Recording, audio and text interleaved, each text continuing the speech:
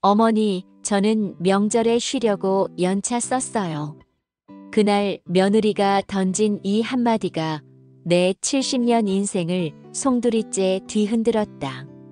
고무장갑을 들고 서 있던 내 손이 부들부들 떨렸다. 귀를 의심했다. 내가 잘못 들은 줄 알았다. 하지만 그게 시작이었다.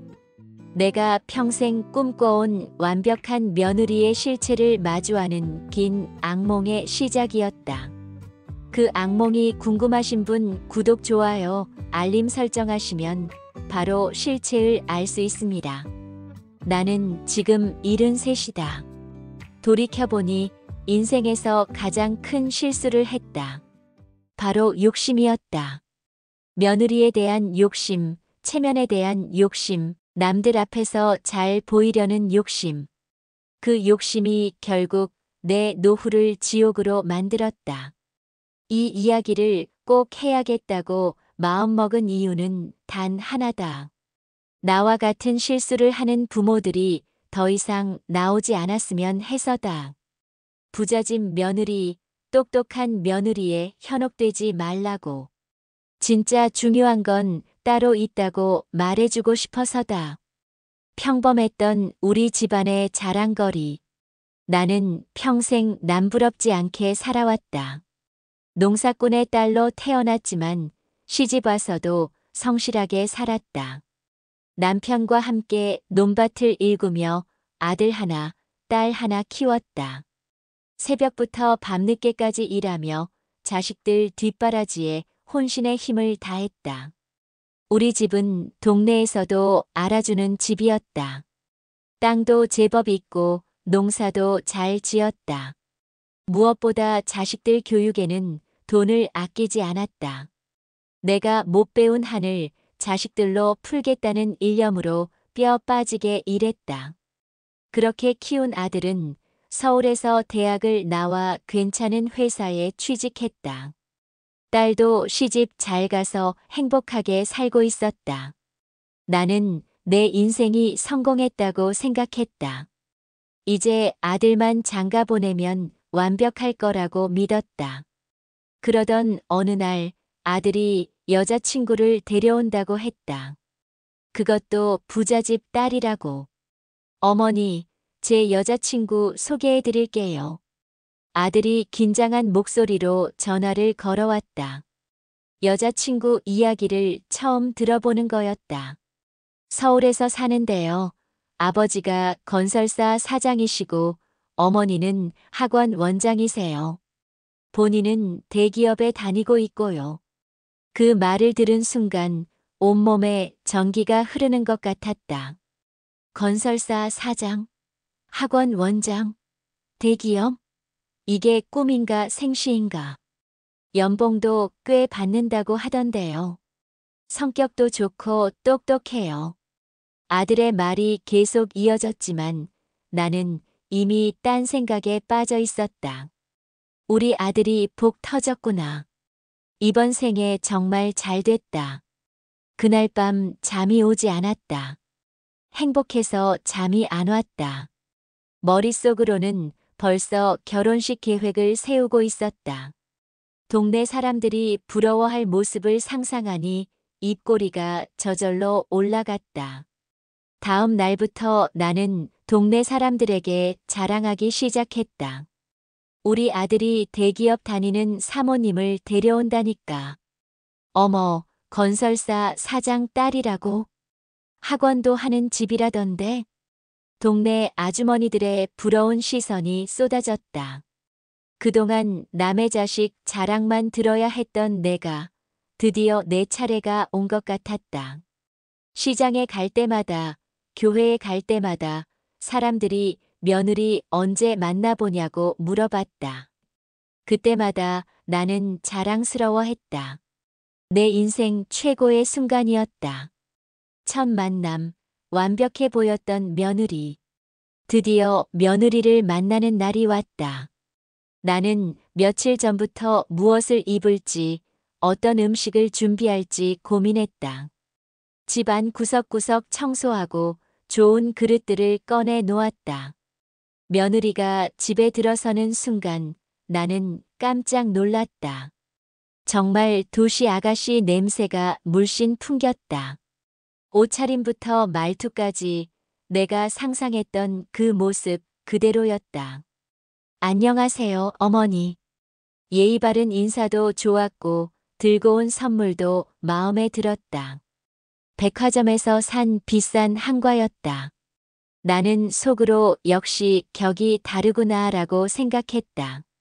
식사 자리에서 며느리는 내가 해준 음식을 맛있게 먹는 것 같았다. 어머니 손맛이 정말 좋으세요라고 말하기도 했다. 나는 그 말에 기분이 좋아서 더 많은 반찬을 꺼내왔다. 대화도 나쁘지 않았다. 예의 바르고 똑똑해 보였다. 아들이 며느리를 바라보는 눈빛도 애정이 가득했다.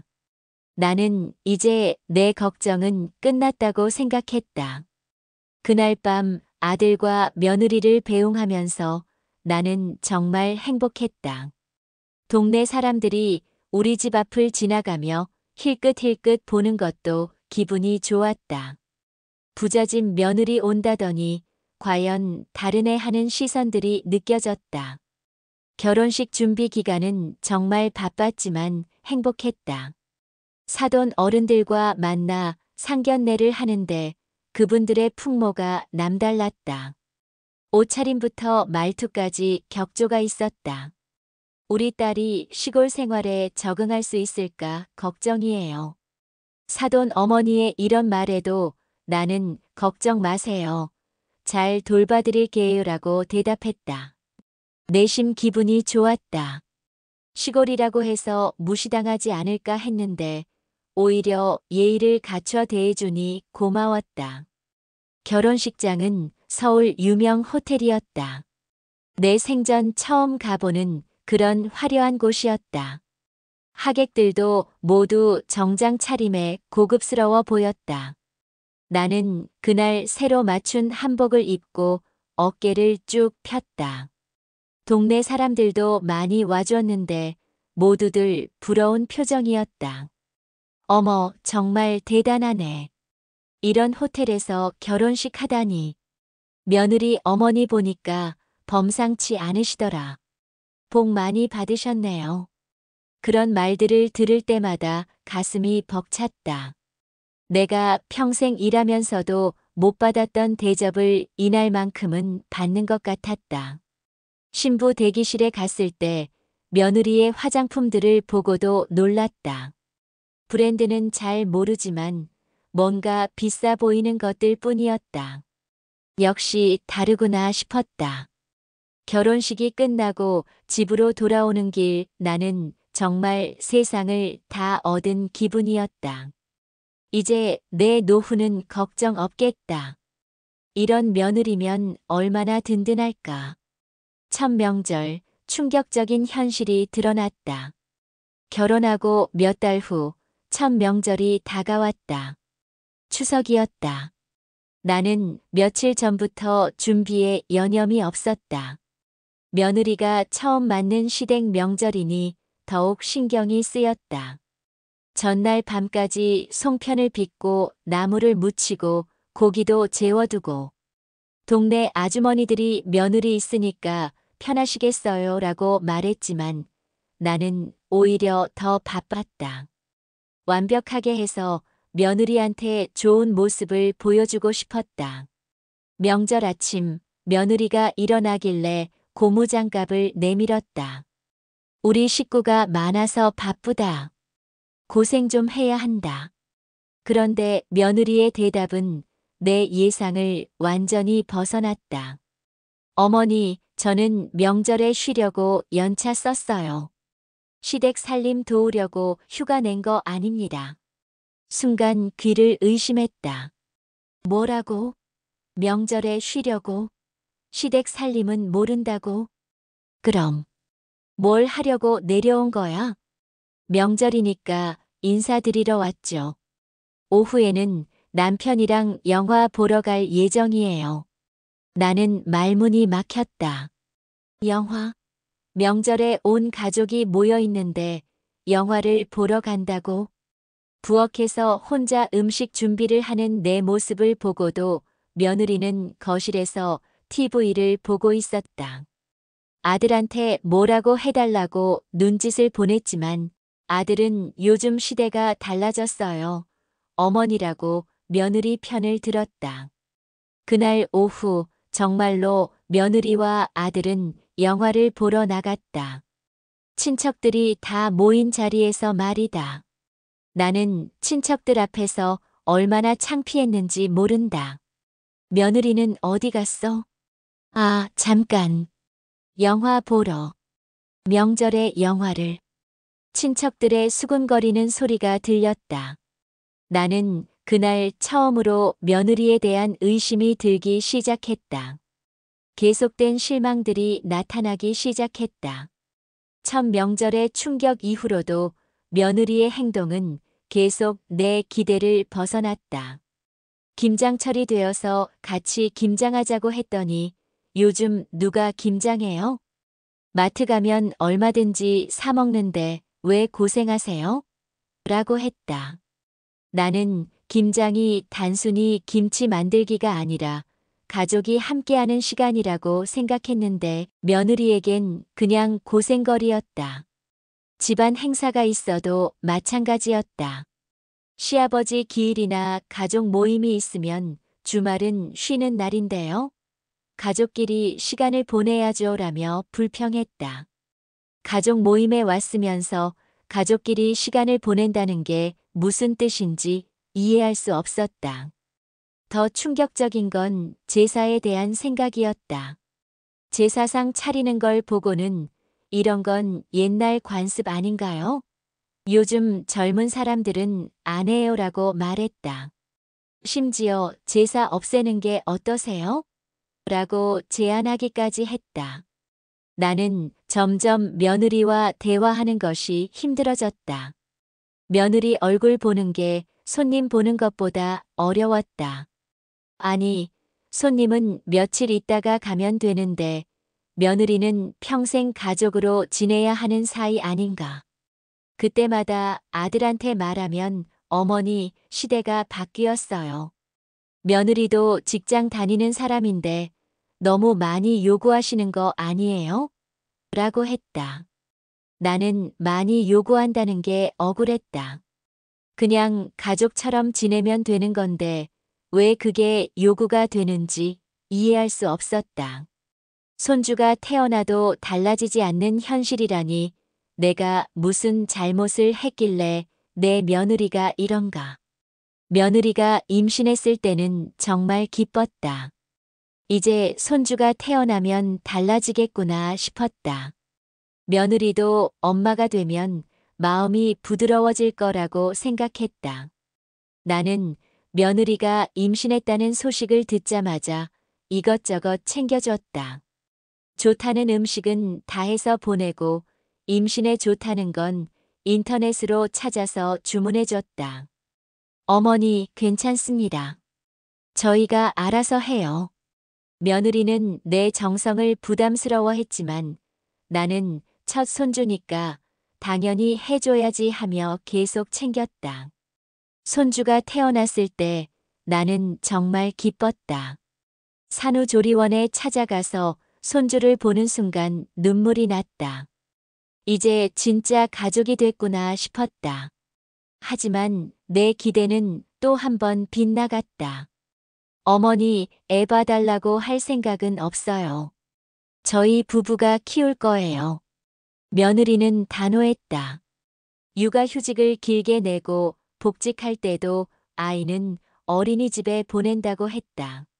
시댁 도움은 필요 없다는 것이었다. 그럼 내가 손주 보는 재미는 언제 봐? 싶었지만 말할 수 없었다. 며느리가 워낙 확고한 의지를 보이니까. 가끔 손주 보러 가고 싶다고 하면 미리 연락해 주세요. 갑자기 오시면 곤란해요라고 했다. 내가 아무 때나 갈 수 있는 곳이 아니었다. 명절에 손주를 보는 것도 제한적이었다. 하루 이틀 보고 또 헤어져야 했다. 동네 할머니들이 손주 키우느라 바쁘시겠어요 라고 말할 때마다 쓴웃음이 나왔다. 며느리가 아무것도 안 해주냐고? 그건 아니다. 명절이면 돈을 보내준다. 100만 원, 200만 원씩. 어버이날에도 생일에도 용돈을 보내준다.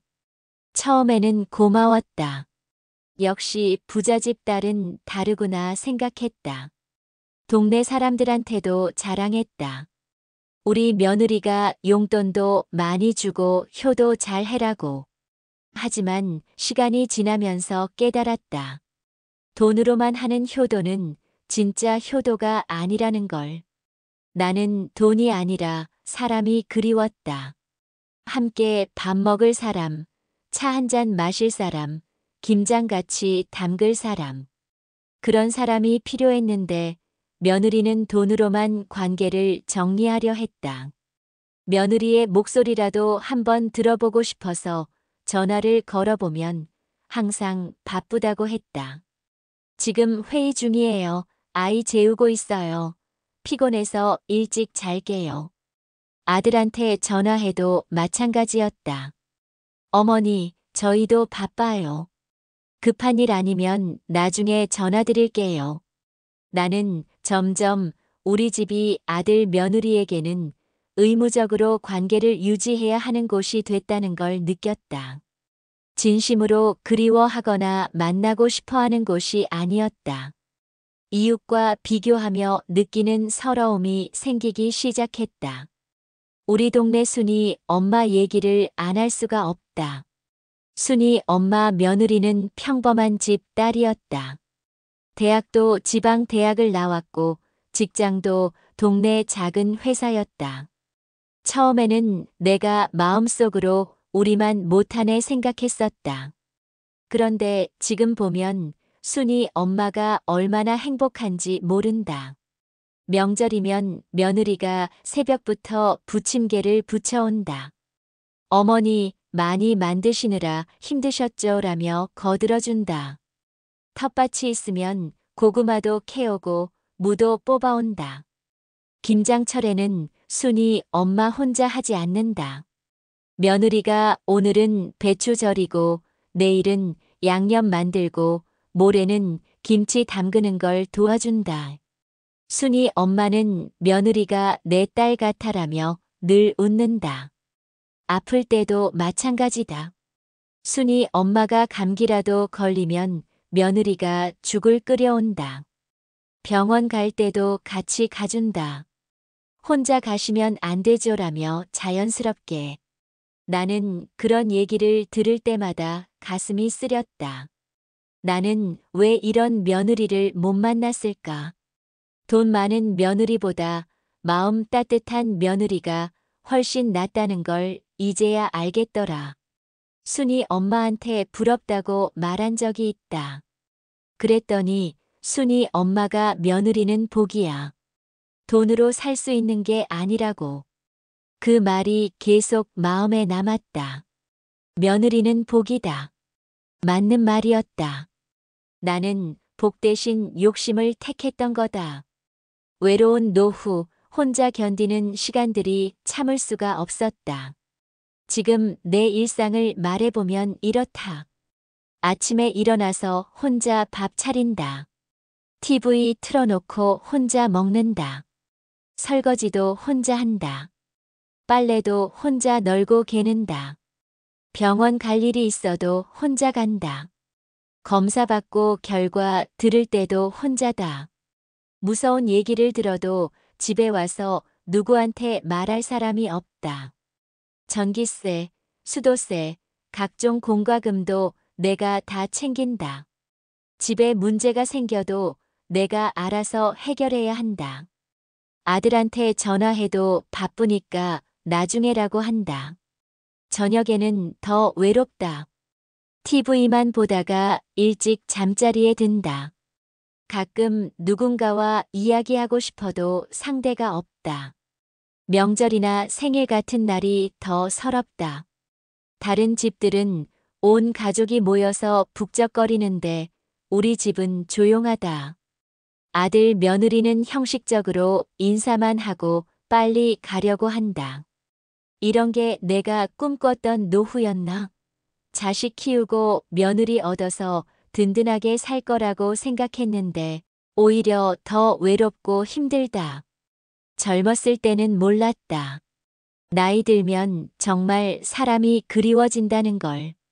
돈이 아니라 따뜻한 말 한마디, 함께하는 시간이 더 소중하다는 걸. 욕심이 불러온 결과들이다. 지금 생각해보면 내가 욕심을 부린 이유들이 다 부질없었다. 첫째, 남들 앞에서 잘 보이려는 욕심이었다. 우리 며느리는 대기업 다녀라고 자랑하고 싶었다. 동네 사람들의 부러운 시선을 받고 싶었다. 둘째, 내 노후를 편하게 해줄 거라는 기대였다. 돈 많은 며느리면 내가 힘들 때 도와줄 거라고 생각했다. 경제적으로도 정신적으로도 의지할 수 있을 거라고 믿었다. 셋째, 체면과 격조에 대한 동경이었다. 부잣집 며느리를 두면 우리 집 격이 올라갈 거라고 생각했다. 하지만 결과는 정반대였다. 자랑할 며느리를 얻었지만 정작 가족다운 정은 사라졌다. 경제적 도움은 받지만 마음의 위로는 받을 수 없다. 격조 있는 며느리를 얻었지만 따뜻한 가족 관계는 잃었다. 욕심이 화를 불렀다는 말이 맞다. 내 욕심 때문에 진짜 중요한 걸 놓쳤다. 모든 걸 내려놓으려 한다. 이제는 안 기다린다. 며느리가 언제 올지, 아들이 언제 전화할지 기다리지 않기로 했다. 며느리 눈치도 안 본다. 명절에 오든 안 오든 나는 내 할 일을 한다. 아들 연락 없으면 나도 연락 안 한다. 그들이 나를 찾아오든 찾아오지 않든 내 인생은 계속 흘러간다. 대신 내 생활에 집중하기로 했다.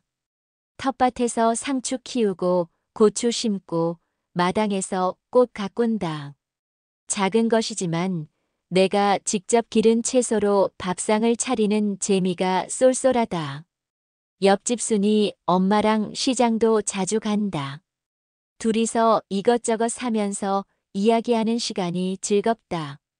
가끔 순이 엄마 집에서 같이 밥도 먹는다. 며느리와 밥 먹을 때보다 훨씬 편하고 맛있다. 교회 봉사활동도 열심히 한다. 다른 할머니들과 함께 밑반찬 만들어서 독거노인들께 갖다 드리는 일도 한다. 그럴 때 보람을 느낀다. 누군가에게 필요한 사람이 되는 기분이다. 책도 읽기 시작했다. 도서관에서 큰 글씨 책들을 빌려와서 읽는다. 젊었을 때 바빠서 못 읽었던 책들을 이제야 읽고 있다. 새로운 세상을 알아가는 재미가 있다. 가끔 혼자 여행도 간다. 멀리 가지는 못하지만 버스로 갈 수 있는 곳들, 근처 사찰이나 공원 같은 곳들. 혼자만의 시간을 보내면서 마음의 평화를 찾는다. 노후란 결국 내가 나를 챙기는 시간이었다. 자식이나 며느리에게 의존해서 행복해질 수는 없다는 걸 깨달았다. 내가 좋아하는 일을 하고 내가 맛있는 음식을 먹고 내가 만나고 싶은 사람들과 시간을 보내는 것. 그게 진짜 행복한 노후다. 며느리가 돈을 보내주는 것도 고맙지만 그것보다는 내가 스스로 해결할 수 있는 일들을 늘려가는 게 더 의미 있다. 독립적으로 살아갈 수 있는 힘을 기르는 것이 중요하다. 요즘은 핸드폰 사용법도 배우고 있다. 인터넷으로 쇼핑하는 법도 익혔다. 은행 업무도 혼자서 할 수 있게 됐다. 이런 작은 것들이 내게는 큰 성취감을 준다. 건강 관리도 스스로 한다. 매일 산책하고 규칙적으로 운동한다. 병원도 정기적으로 다니면서 내 몸 상태를 체크한다. 건강해야 마지막까지 독립적으로 살 수 있다. 친구들도 새로 사귀었다. 교회에서 만난 할머니들, 시장에서 만난 상인들, 동네 산책하다가 인사하게 된 분들. 나이 들어서도 새로운 인연을 만들 수 있다는 게 신기하다. 혹시 지금 자식 결혼을 앞두고 부잣집 며느리, 학벌 좋은 며느리에 현혹되는 부모님들이 있다면 내 이야기를 꼭 들어봤으면 한다. 그런 조건들로는 진정한 행복을 살 수 없다. 나중에는 마음 통하는 사람이 최고다. 나와 정이 맞는 사람, 내 밥상에 자연스럽게 앉을 수 있는 사람, 내 말에 진심으로 귀 기울여 줄 사람. 그런 며느리가 진짜 며느리다. 돈이나 학벌, 집안 배경 같은 건 시간이 지나면 별 의미 없어진다. 하지만 따뜻한 마음, 배려하는 성품, 가족을 사랑하는 마음은 평생 간다. 그런 것들이 노후를 행복하게 만든다. 이제 알겠다. 진정한 효도가 뭔지. 효도는 돈 많이 주는 게 아니다. 비싼 선물 사주는 것도 아니다. 진짜 효도는 마음이다. 부모의 마음을 헤아리고 함께 시간을 보내주고 진심으로 걱정해주는 것이다. 며느리가 명절에 100만 원을 보내주는 것보다 전화 한 통으로 어머니, 몸은 괜찮으세요?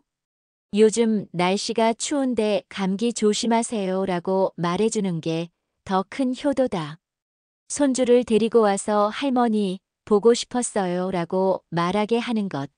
내가 아플 때 병원 같이 갈까요?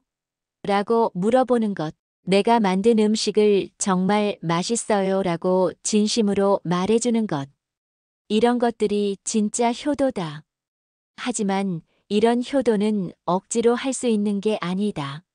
마음에서 우러나와야 한다. 그런 마음을 가진 며느리를 만나는 게 복이다. 나는 돈 많은 며느리를 만났지만 마음 따뜻한 며느리는 만나지 못했다. 그게 내 인생 최대의 아쉬움이다. 욕심을 내려놓고 찾은 진짜 행복은 따로 있었다. 내 인생에서 가장 큰 실수는 욕심이었다는 걸. 며느리에 대한 욕심, 남들에게 보이려는 욕심, 체면과 격식에 대한 욕심. 그런 욕심들이 결국 내 행복을 앗아갔다. 하지만 이제는 다르다. 욕심을 내려놓고 나니 오히려 마음이 가벼워졌다.